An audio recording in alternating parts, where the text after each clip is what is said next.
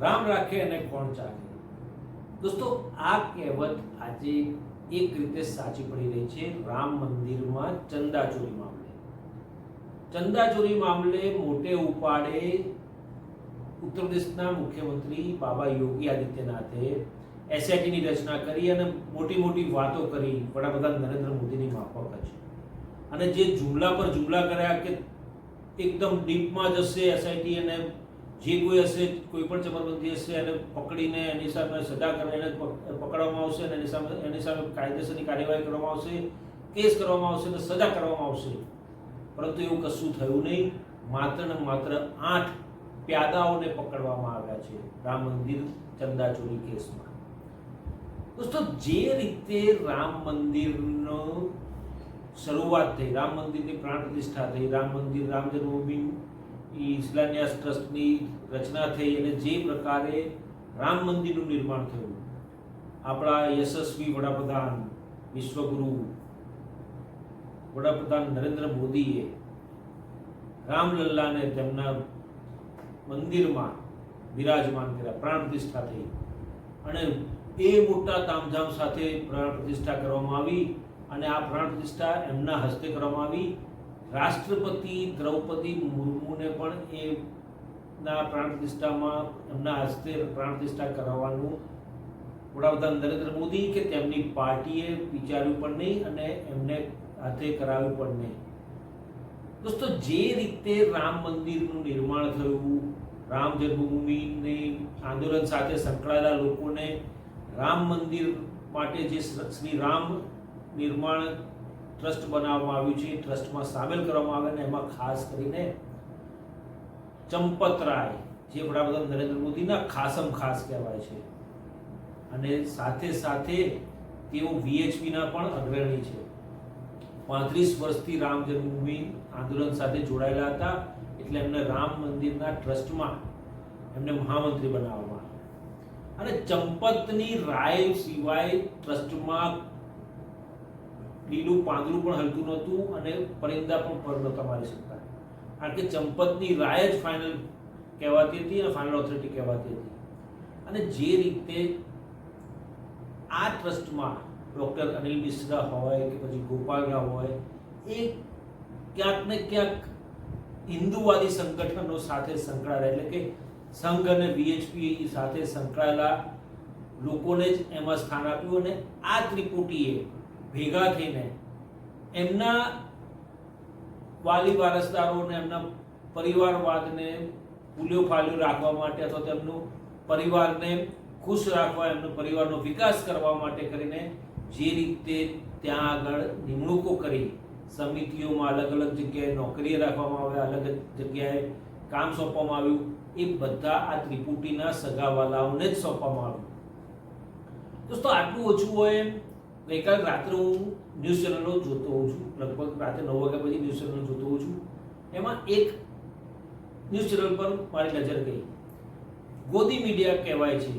ગોદી media જે રીતે હવે ચંપત રાયનો બચાવ કરી રહી છે, એ ગોદી મીડિયામાં એવું કહેવાયું કે 27મી મેએ રામ મંદિરમાં ચંદાચોરીનો મામલો ચંપત રાયને ખબર હતી અને તેઓ ફરિયાદ લખાવવા પણ ગયા હતા, પરંતુ ડૉક્ટર અનિલ મિશ્રા એ આવીને એમને ફોન પર વાત કરાવી અને પોલીસ સ્ટેશનમાંથી પાછા વળી ગયા અને ફરિયાદ દાખલ ન કરી અને ફરિયાદ ન કરી। ઇન શોર્ટ, જે પ્રકારે ગોદી મીડિયા ચંપત રાયને અને એમના સાથીઓને બચાવવાનો પ્રયત્ન કરી રહ્યું છે, તો આ કોકના ઈશારે આ પ્રકારનું ગોદી મીડિયાને ગાઈડન્સ આપવામાં આવેલું છે અથવા તો માર્ગદર્શન આપવામાં આવેલું છે અથવા તો તેમને એજન્ડા આપવામાં આવેલો છે કે આ પ્રકારનું પ્રોગ્રામ કરવાનો, આ પ્રકારનું બોલવાનું, એવું શીખવી દેવામાં આવે છે અને બ્રીફ એક જગ્યાએથી આવે છે, એ સૌ જાણો છો તમે। દોસ્તો, જે રીતે ચંપત રાય આની કંપનીને બચાવવામાં આવી રહી છે, એમાં ક્યાંક ને ક્યાંક એવું લાગી રહ્યું છે કે મુખ્યમંત્રી યોગી આદિત્યનાથ, વડાપ્રધાન નરેન્દ્ર મોદી, એ લોકોને પણ ક્યાંક કનેક્શન હોય આની અંદર એવું લાગી રહ્યું છે। આ અમે નથી કહેતા, ડિજિટલ દર્પણ નથી કહેતું, પરંતુ લોકમુખે ચર્ચાઈ રહ્યું છે એ વસ્તુ અમે કહી રહ્યા છીએ। જે રીતે આ કેસમાં અત્યારે લાલિયાવાડી ચાલી રહી છે, એસઆઈટીની તપાસ પૂરી થઈ ગઈ, અહેવાલ સુપ્રત થઈ ગયો, 8 જણા સામે ટ્રસ્ટે એફઆઈઆર કરી, પરંતુ જે હરતા કરતા સમાહર્તા હતા તે લોકોને એફઆઈઆરમાં તેમના નામ નહીં લખીને નુકસાનકર્તા તરીકે જાહેર ના થવા દીધા. એની પાછળનું પણ એક મોટું રાજકારણ છે. દોસ્તો, ઉત્તર પ્રદેશમાં વિધાનસભાની ચૂંટણી આવી રહી છે અને જો આ 3 ત્રિપુટી, આ 3 ગઠિયા જો એફઆઈઆરમાં નામ ચડે તો આ 3 ભાજપ, આરએસએસ અને વીએચપી આ 3 પાર્ટીઓ સાથે જોડાયેલા. હવે 3 પાર્ટીઓ સાથે જોડાયેલા એટલે ભાજપની સત્તા છે ઉત્તર પ્રદેશમાં, અને જો આમના નામ એફઆઈઆરમાં આવે અને એમની સામે કાયદેસરનો ખટલો ચાલે તો કાલ ઉઠીને જ્યારે વિધાનસભાની ચૂંટણી હોય ને ત્યારે વિપક્ષ અને ખાસ કરીને સમાજવાદી પાર્ટી અને કોંગ્રેસ મુદ્દો મળી જાય અને ભાજપનો ઉત્તર પ્રદેશમાં ભારે રકાસ થાય, જે 2024માં થયો હતો લોકસભાની ચૂંટણીમાં. દોસ્તો, 2024ની લોકસભાની ચૂંટણી આપ સૌને યાદ હશે કે અયોધ્યામાં રામ મંદિરની પ્રાણ પ્રતિષ્ઠા 2022માં થઈ અને 2024ની ચૂંટણીને ધ્યાનમાં રાખીને કરવામાં આવી હતી. અને જે રીતે રામ મંદિરના નિર્માણ થયું અને પ્રાણ પ્રતિષ્ઠા થઈ, મહોત્સવ મોટે પાયે ઉજવાયો અને એ વખતે એવું કહેવાતું હતું કે રામને જે લાગ્યા છે એમને ફાયદો થશે, પરંતુ રામે નહોતું ઈચ્છ્યું, રામ નહોતા ઈચ્છતા કે ખોટી રીતે લાવનારા, ખોટા દાવા કરનારાઓને લોકસભામાં મોકલવા. અયોધ્યા, જે ફૈઝાબાદ સંસદીય વિસ્તાર, સંસદીય બેઠક કહેવાય છે, એ બેઠક પરથી ભાજપના સત્તાવાર ઉમેદવાર સમાજવાદી પાર્ટીના ઉમેદવારની સામે હારી ગયા. અને ઉત્તર પ્રદેશમાં પણ લોકસભાની બેઠકો, મોટાભાગની બેઠકો ભાજપે જે 2019માં જીતી હતી એમાં ઘણો બધો માઇનસ થઈ ગઈ અને ઘણો બધો પરાજય મોટો ચાખવો પડ્યો. અને એ જ કારણે અત્યારે દૂધનો દાજ્યો છાશ ફૂંકીને પીવે એવી રીતે ભાજપની રાજ્ય સરકાર અને કેન્દ્રમાં વડાપ્રધાન નરેન્દ્ર મોદીની સરકાર ચાલી રહી હોય એવું લાગે છે. દોસ્તો, રામ મંદિરમાં દાન ચોરી, ચંદા ચોરી અને ચંદાકાંડ જે છે ને એ બહુ ગાજેલો છે અને વિપક્ષોને આ મુદ્દો મળી ગયો છે અને વિધાનસભાની ચૂંટણીમાં બહુ મોટો મુદ્દો બનવાનો છે. અને જે રીતે ત્રિપુટીને સાચવી રહ્યા છે અને કોઈ જાતની ફરિયાદ કે એફઆઈઆરમાં એમના નામ નથી આવવા દીધા, તેને જોતા સ્પષ્ટપણે લાગી રહ્યું છે કે ભાજપના કેટલાક બીજા મોટા માથા આની અંદર સંડોવાયેલા હોવા જોઈએ. જો આ 3ના નામ આવે અને પૂછપરછમાં જો આ બધું જ પોપટની જેમ બોલી જાય તો ભાજપની છબી ધૂળધાણી થઈ જાય. આમે છબી ધૂળધાણી તો થઈ જ ગયેલી છે ભાજપની, કારણ કે જે રીતે રામ મંદિર બનાવ્યું અને રામ મંદિર ટ્રસ્ટ બનાવ્યું અને હિન્દુઓના નામ પર હિન્દુઓના વોટ મેળવવાનો જે પ્રયત્ન કર્યો અને હિન્દુઓના આસ્થાના કેન્દ્ર એવા રામ મંદિરમાં જે રીતે દાનની ચોરી કરવામાં આવી અથવા તો જે દાન દક્ષિણા આવી હોય એને રિસિપ્ટ પણ ના આપવામાં આવે અને જે ધાડ પાડવામાં આવી છે એ એક પ્રકારે હિન્દુઓને બેવકૂફ બનાવવાનું આ એક મોટું ષડયંત્ર ભાજપ અને વિશ્વ હિન્દુ પરિષદ અને સંઘ દ્વારા રચવામાં આવેલું હોય એવું લાગે છે. દોસ્તો, આ જે હિન્દુઓને બેવકૂફ બનાવવાનો ધંધો કરી રહી છે ને ભાજપ, એ મુદ્દે પણ એક ચેનલ ઉપર હું ડિબેટ જોતો હતો. એમાં વિશ્વ હિન્દુ પરિષદના પ્રવક્તા વિનોદ બંસલ જ્યારે એન્કરે આ સવાલ કર્યો, આ પ્રકારનું વાત કરી, તો એ ઉશ્કેરાઈ ગયા અને જે અનાપશના બોલવા માંડ્યા અને જે પ્રકારની વાણી વિલાસ કર્યો એમણે અને કોમી એકતા, જે કોમી એકલાસ ભર્યું વાતાવરણ છે એ ડોળાય એ પ્રકારના એ લાઈવ ડિબેટમાં નિવેદનો કરવા માંડ્યા. દોસ્તો, આપ સૌને યાદ હશે કે રામના ધામમાં ધાડ પડી એના 19 દિવસ પછી જે મોટે પાયે મોટા ઉપાડે વિશ્વ હિન્દુ પરિષદ ગાજતું હોય છે અને જે રીતે રામ જન્મભૂમિ માટે આંદોલન ચલાવ્યું હતું, એ વિશ્વ હિન્દુ પરિષદના અધ્યક્ષ આલોક કુમાર 19 દિવસ પછી આ મામલે નિવેદન કરે છે અને એટલું જ કહે છે કે આમાં જે કોઈ સંડોવાયેલું હશે તેમની સામે કાયદેસરની કાર્યવાહી થશે અને સજા કરવામાં આવશે. શું સજા કરવામાં આવી? આલોક કુમારને પૂછવા માંગુ છું, શું તમારા ચંપત રાયને કોઈ પ્રકારની એફઆઈઆરમાં નામ દાખલ થયું? એફઆઈઆર દર્જ થઈ એમની સામે? ના, તમે બચાવ્યા. ડોક્ટર અનિલ મિશ્રા સામે કોઈ ફરિયાદ દાખલ થઈ? નથી થઈ.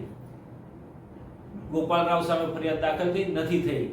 આ 3 જણા સામે કેમ ફરિયાદ દાખલ નથી થઈ?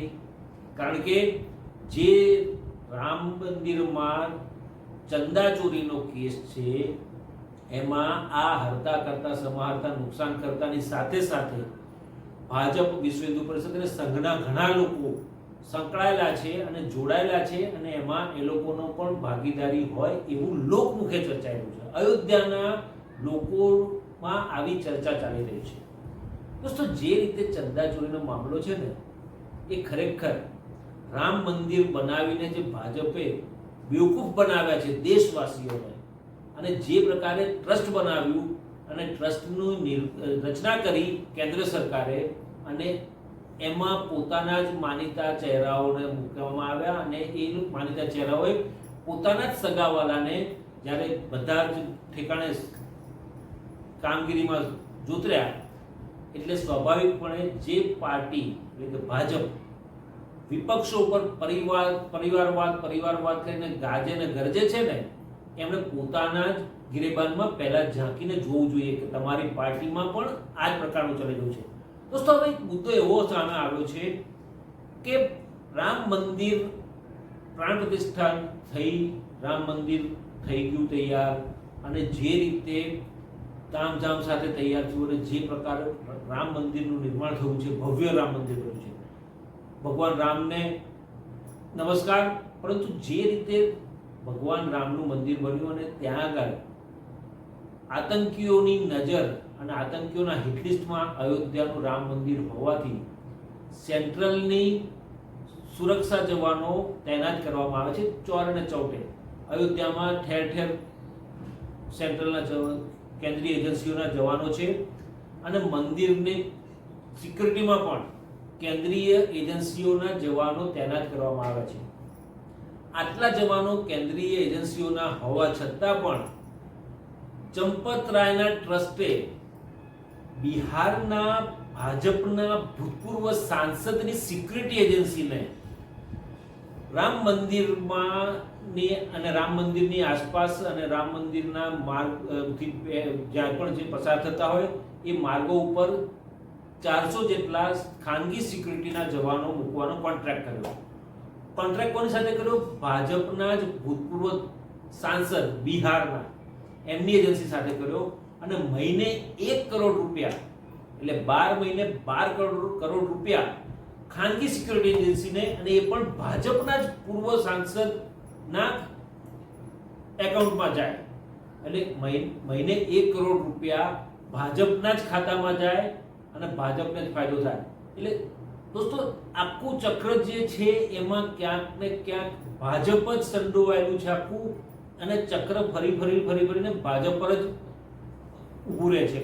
અને જે રીતે ભાજપની મિલીભગત આ રામ મંદિરના ચંદા ચોરીમાં દેખાઈ રહી છે, ત્યારે જનતાએ અને ખાસ કરીને આસ્થાના કેન્દ્રમાં અને ભગવાન રામને માનનારા આપણા હિન્દુઓએ અને લોકોએ, દેશની જનતા 140 કરોડ જનતાએ આ મામલે હવે જન આંદોલન કરવાની ફરજ પડી છે. તો આવનારા સમયમાં આ રામ મંદિરમાં જે ચંદા ચોરી થઈ છે અને એમાં જો જે લોકો સંડોવાયેલા છે એમની સામે કાયદેસરની કાર્યવાહી નહીં થાય તો આવનારા સમયમાં ભાજપ માટે કેન્દ્રમાં તો ભારે પડશે, પરંતુ ઉત્તર પ્રદેશમાં પણ આવનારા સમયમાં જે વિધાનસભાની ચૂંટણી થવાની છે એમાં પણ ભાજપને નવનેજા પાણી આવશે એવું ચોક્કસ લાગી રહ્યું છે. દોસ્તો, આ વિડીયો આપને કેવો લાગ્યો જરૂરથી લાઈક કરજો, શેર કરજો, અને હા, આ મુદ્દા પર આપની ટિપ્પણીઓ કોમેન્ટ બોક્સમાં જરૂરથી કરજો.